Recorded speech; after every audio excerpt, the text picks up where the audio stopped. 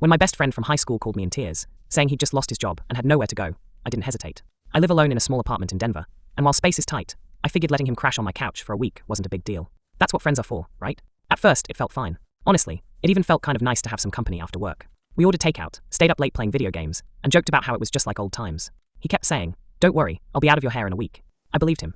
But even in those first few days, little red flags started showing. He never offered to chip in for food. Dishes he used sat in the sink until I washed them. My living room started to look less like my space and more like his bedroom. Still, I told myself it was temporary. 1 week. I can survive 1 week. Of course, that week turned out to be the biggest lie I'd ever let myself believe. That 1 week promise quietly turned into 2, then 3. And before I knew it, we were staring down month number 2. The excuses never stopped. I just need a little more time to get back on my feet. Or, the job market's rough right now. Meanwhile, my apartment was no longer mine. My grocery bill doubled, but my fridge was always mysteriously empty. He'd invite himself into my snacks, drinks, even leftovers I'd been saving for lunch the next day. Then came the kicker. He started bringing people over. At first, it was just a buddy or two for beers. Annoying, but manageable. But one night, he casually introduced me to a girl he'd started seeing. Except she wasn't just hanging out. She had an overnight bag. By the end of the week, her stuff was scattered all over my bathroom. Her clothes piled in the corner of my living room like it was a shared closet. I'd come home from work to find the two of them sprawled on my couch, binge-watching Netflix with takeout containers everywhere. My space, the place I worked so hard to afford, had been hijacked by a couple who weren't even paying a dime to live there. I tried dropping hints. "So, have you started looking at apartments yet?" But they'd just laugh it off. "We're working on it." That was the moment I realized my kindness had officially been hijacked. The breaking point came one Saturday morning. I woke up early to make coffee before work, only to find my kitchen turned into a disaster zone.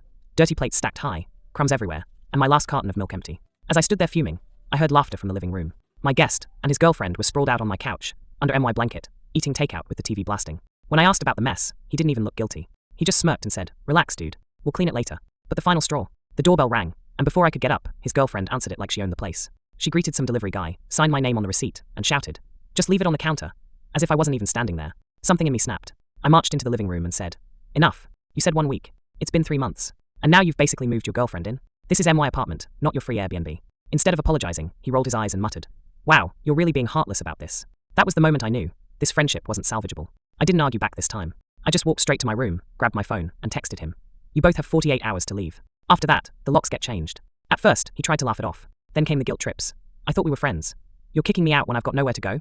His girlfriend even chimed in, calling me cruel. But my mind was made up. 48 hours later, they were gone. They left behind a trail of trash bags, a broken lamp, and a smell I couldn't quite place. But the moment I shut the door behind them, I felt lighter than I had in months. That night, I sat on my reclaimed couch, ordered pizza just for myself, and finally enjoyed the silence. And you know what? I don't regret helping him at first. But I learned the hard way that kindness without boundaries isn't kindness. It's self-sabotage.